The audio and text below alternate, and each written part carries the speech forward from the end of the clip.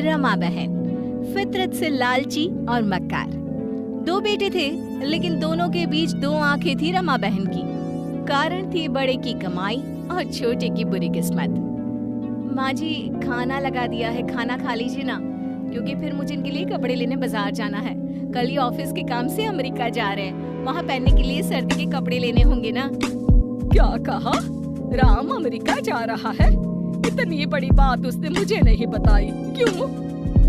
अरे माँ, अभी अभी तो फोन आया है, मीटिंग में अभी उन्हीं का नाम आया, तो कल की टिकट भी हो गई और उन्होंने कहा भी कि माँ को जरूर बता देना। अरे वाह भाभी, क्या किस्मत है भैया की, आज दिल्ली कल अमेरिका। अरे चुप कर मनहूस, कहीं टोक ना लगा देना मेरे बेटे को। जरा अपने पति को भी बोल कुछ काम धंधा करे, सारा दिन न जाने क्या क्या करता रहता है घर में बैठकर। अब अच्छा छोटी, तैयार हो जा, साथ चलेंगे बाजार। और हाँ, तो वो साड़ी भी ले लेना जिसकी चूड़ियां लेनी थी ना तुझे। छोटी, जिसका मूड सास की बात से दुखी था, अब जेठानी की बात से खुश हो जाता है। वो चहक उठती है। हाँ भाभी, मैं अभी ले आती हूँ। वो वहाँ से चली जाती है। अरे क्यों सर चढ़ा रखा है इसे? करते क्या है ये लोग घर के लिए? सिर्फ मुफ्त में बैठकर रोटियां तोड़ रहे हैं। माँ, आप छोटी को ऐसा मत कहे ना, उसकी क्या गलती है? झूठ बोलकर आपने उसकी शादी करवाई, वरना सुंदर और बड़े घर की बेटी थी। क्या उसकी शादी किसी अच्छे लड़के से ना हो जाती? अरे क्या झूठ बोला? बस यही ना कि लड़का कोई नशा नहीं करता और लाखों की नौकरी है। कोई बात नहीं, लड़का दिखने में तो सुंदर ही है ना, वही तो देखा इन लोगों ने भी। खैर, देवरानी और जेठानी दोनों बाजार जाती है, जहाँ देवरानी बार बार साड़ी के पल्लू से अपनी बाजू का दाग छुपाने की कोशिश करती है। अरे क्या छुपा रही हो छोटी? दिखाओ मुझे। नहीं दीदी, कुछ नहीं, वो दरवाजे से चोट लग गई थी ना, तो लाल पड़ गया है। नहीं, ये दाग दरवाजे का नहीं है। देवर जी ने फिर पिटाई की ना तेरी? देवरानी रोने लगती है। दीदी, क्या गलती थी मेरी? मैंने क्या गलत किया? कहा नशा मत करो तो मारने लगे, अरे कुछ पैसे मांगो तो मारने लगते हैं। दीदी, क्यों झूठ बोला आप लोगों ने मुझे? बड़ी बहू अब खुद को मुजरिम समझने लगती है। वो छोटी से क्या कहती? क्या छोटी मानती कि उसे तो ये सारी बात पता भी नहीं थी? शादी में बड़ी का दखल ना के बराबर रखा था सास ने। छोटी, तेरी उम्र कम है, ऊपर से कोई बच्चा भी नहीं। देवर जी के साथ 2 साल हो गए हैं तुझे, तू दूसरी शादी कर ले। छोटी रोने लगती है। नहीं दीदी, मैं प्यार करती हूँ उनसे, वो जैसे भी है मेरे पति हैं।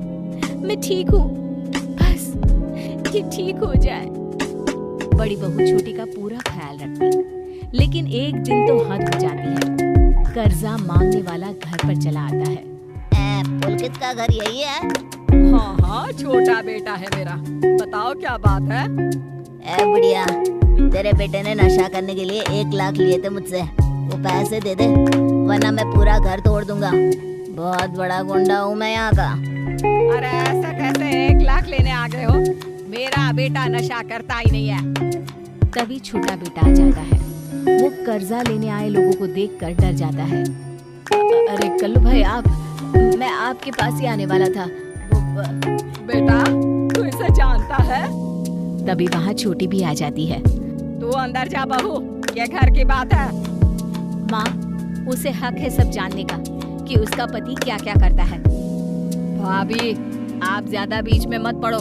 4 पैसे भैया क्या कमाते हैं, आप कुछ ज्यादा ही नाक घुसेड़ने लगी हो। ये मेरा कर्जा है, मैं निपटा दूंगा। अरे ये फैमिली ड्रामा मेरे जाने के बाद में करना, मेरे पैसे दो, फिर खेलना ये कहानी घर घर की। माँ, ये कंगन जो तूने पहने है ना, दे दे इसे। पैसे भी मेरे ससुराल वालों ने तो दिए थे तुझे। अरे नहीं, मैं कुछ नहीं दूंगी। क्यों दे दूं? अरे माना तेरे ससुराल वालों ने दिए, पर तुझे पालने में मैंने कम खर्च किया है क्या? अरे कितना खाता था तू? ना, मैं नहीं दूंगी। देख, अब तुझे कितना मारता हूँ मैं, तब अपने आप तेरे घर वाले पैसा देंगे। गुंडा जैसे ही पुलकित को मारने के लिए हाथ उठाता है, छोटी बहू कहती है, नहीं, मत मारिए इन्हें प्लीज, ये ले लीजिए, इससे आपके पैसे पूरे हो जाएंगे। छोटी अपने गले से सोन की चेन उतार कर गुंडे को दे देती है। गुंडा चेन लेकर चला जाता है। हाँ, अब ज्यादा देवी बनने की कोशिश मत करना। और ये जो सोने की चूड़ियां पहनी है ना, उतार दे इसे भी। आज का इंतजाम भी तो करना होगा। नहीं नहीं, ये मेरी माँ की आखिरी निशानी है, मैं नहीं दूंगी इसे। दोनों के बीच लड़ाई होती है जिसमें पति पत्नी को एक धक्का देता है, वो गिर जाती है और उसके सर पर चोट आ जाती है। अब ठीक है, बाहर जबान चल रही थी इसकी, अब शांत हो जाएगी। अरे माँ चली गई तो आखिरी निशानी रख कर क्या करेगी? कितनी लालची लड़की है, पति को कंगन भी नहीं दे सकती। अरे सारा श्रृंगार पति से ही तो है। माँ जी, आप माँ होकर नहीं उतार सकी ना अपने गहने, वो बीवी है। भाभी, आपको पहले भी शांत रहने को कहा था। आपकी तो शिकायत मैं भाई से करूंगा। और हाँ, ये छोटी को भी अपने साथ रखिए, मेरे कमरे में मत आने दीजिएगा, मैं इसे तलाक देने वाला हूँ। नहीं नहीं, प्लीज ऐसा मत बोलिए। अगले दिन बड़ी भाभी का भाई बहन से मिलने आता है। दीदी, जीजू अमेरिका गए हैं, आप चलो ना मेरे साथ घर, माँ ने भेजा है आपको लेने के लिए। छोटी की तरफ बड़ी देखती है और कहती है, छोटी तू भी चल, पैक कर ले अपना सामान। दोनों बहुएं तैयार होकर निकल रही होती है कि सास कहती है, अरे घर का काम कौन करेगा, दोनों चली जाएगी तो। अरे छोटी, तू कहाँ तैयार होकर निकल रही है, चल घर का काम कर। कराने कहीं की, कोई काम तो है नहीं तेरे पास। छोटी सामान लेकर अंदर जाने के लिए मुड़ती है कि छोटी का पति एक औरत के साथ आ जाता है। माँ, जाने दे इसे, वैसे भी मैं इस लिली से प्यार करता हूँ और शादी भी कर ली है। तलाक देना है तो दे, नहीं तो अदालत के चक्कर काटे। चलो लीले। ये देखकर छोटी के तो पैरों तले जमीन ही खिसक जाती है, वो रोने लगती है। तभी बड़ी बहू का भाई कहता है, तुम जानते नहीं हो भैया, बिना पहली बीवी को तलाक दिए दूसरी शादी करके तुमने कितनी बड़ी गलती की है, अब तो तुम्हें जेल हो जाएगी। नहीं नहीं, ठीक है ना, इसे लिली के साथ ही रहने दो भाई। छोटी जैसी लड़की वैसे भी देवर जी जैसे लड़की को डिजर्व नहीं करती है। मैं इसकी शादी अपने भाई से करवाऊंगी। भाभी, ये क्या बोल रही हैं आप?